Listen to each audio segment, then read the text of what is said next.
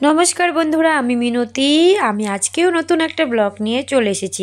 আমার হাতে যা দেখছো সব দিয়ে আমরা একটা ফ্রাইড রাইসের সরঞ্জাম সব কিছু দিয়ে ফ্রাইড রাইস রান্না করব।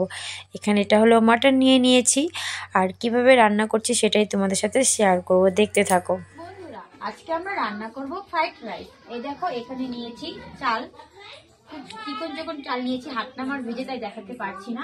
আর এখানে দেখো মটনটাকে ধুয়ে নিয়েছি, আর এখানে আলু, এখানে পেঁয়াজ কুচি, রসুন, দেখো গাজর কুচি, এখানে টমেটো কুচি, ক্যাপসিকাম আর হলো বিনস নিয়ে নিয়েছি।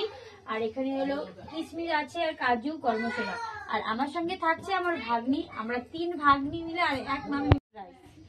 জানো তো, রান্নাঘরে আমরা টাইম পাস করার জন্য 2টা রিলস বানিয়ে নিয়েছিলাম। ভাগ্নিরা কিন্তু প্রচুর লজ্জা পাচ্ছিল, কারণ ওরা বেশি রিলস ভিডিও করে না, আর এত লজ্জা পাচ্ছিল তোমরা দেখতেই পাচ্ছ। সবাই মিলে সত্যি আমরা যখন ওখানে যাই, আমরা 3 ভাগ্নি, আমরা সবাই মিলে খুব মস্তি করি, খুব আনন্দ করি।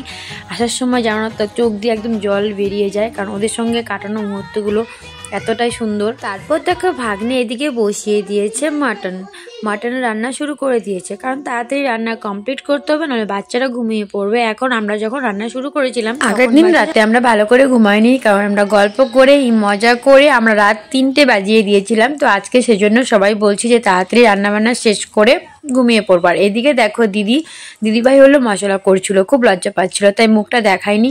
আর আমরা এখানে মটনটাকে রান্না করছি। আগে সব মশলাটাকে ভালো করে কষিয়ে তারপর আমরা কি করেছি, ধুয়ে রাখা মটনটা দিয়ে দিয়েছি, দিয়ে ভালো করে এখন কষিয়ে নিচ্ছে। পেঁয়াজ বাটা, রসুন বাটা, আদা বাটা, লঙ্কা বাটা, আমরা কিন্তু বাটা মশলা ইউজ করি। আমরা গুঁড়ো মশলা খাই না, আমাদের ফ্যামিলিতেও খায় না, আমি বাড়িতেও খাই না, আর আমাদের যেখানে যেখানে আয়ত্তে হচ্ছে আমরা গুঁড়ো মশলাটা ব্যবহার করি না। তো এইভাবে করে যখন মাংসটা রান্না করছিল, সত্যি মাংসটা খুব দেখতে তো কালারটা তো দারুণ হয়েছিল, আশা করি খেতেও খুব ভালো। আর এইদিকে দেখো আমাদের মটন রান্না কমপ্লিট হয়ে গেছে। মটন রান্নার পরে এখন কিন্তু আমরা ফ্রাইড রাইস রান্না শুরু করে দেব। আর রান্নাটা করবে আমার ছোট ভাগ্নি, আমরা সবাই মিলে ওর সাথে জোগাড় দিচ্ছিলাম।